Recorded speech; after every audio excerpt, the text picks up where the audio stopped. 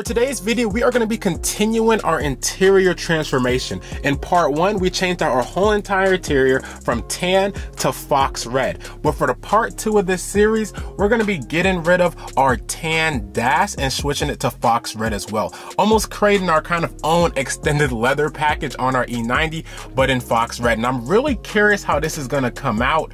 I did contemplate switching out the whole entire dash, but it didn't make a lot of sense. And plus, a fox red extended leather dash is extremely hard to find, especially in a without an iDrive.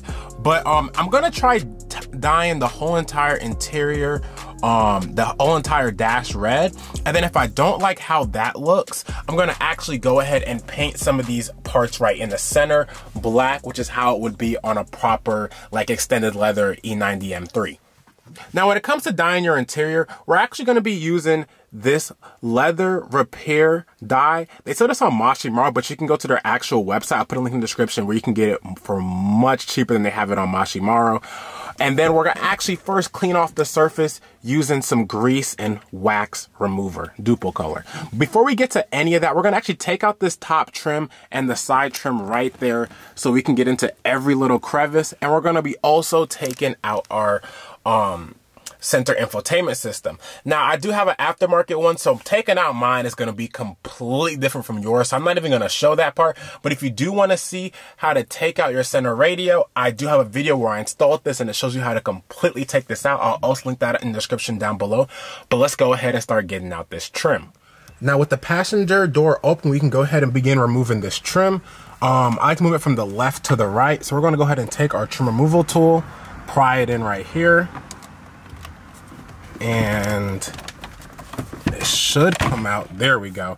Now, you don't want to move it too much because there are a couple wires you do have to remove, but we're just simply moving this out the way just so we can get that dye perfectly in there. There we go. And there should be a wire right here. I don't know if I can really show it, but there is a wire right there connecting the stop start button. You're gonna have to kind of do this almost blindfolded. You wanna reach back here and just simply pull on 2 squeeze tabs. It's almost impossible for me to film this, and then pull that wire out of your stop start button. That's what the stop button wire looks like with it out. Last but not least, we need to go ahead and take our fingers on the inside here and actually push out this center buttons right here. It's a little stuck, come on.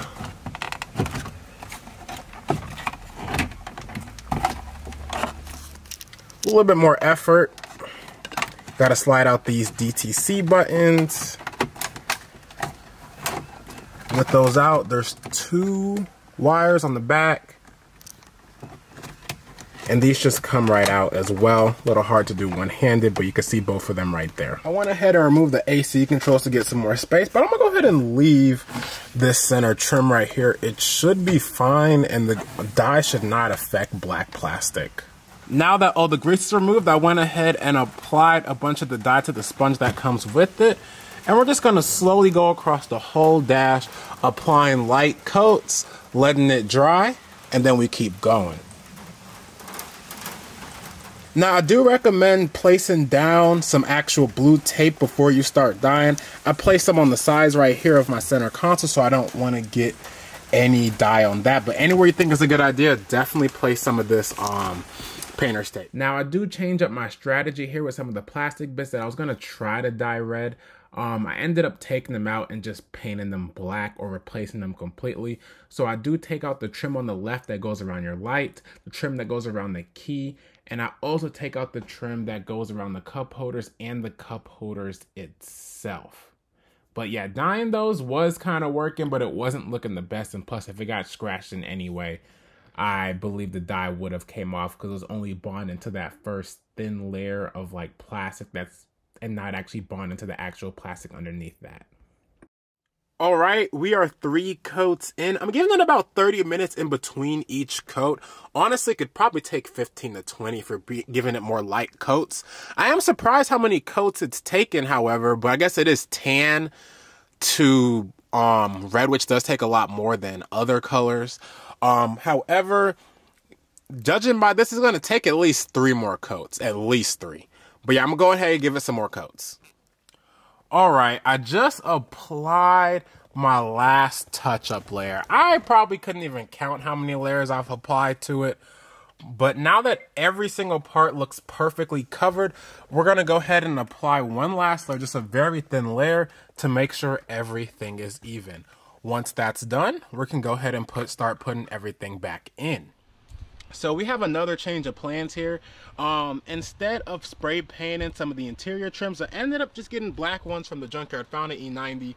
And also those side pieces that I was trying to dye, where the door is at, I ended up just finding these at the junkyard as well. I think they're like $6 each, same for these two.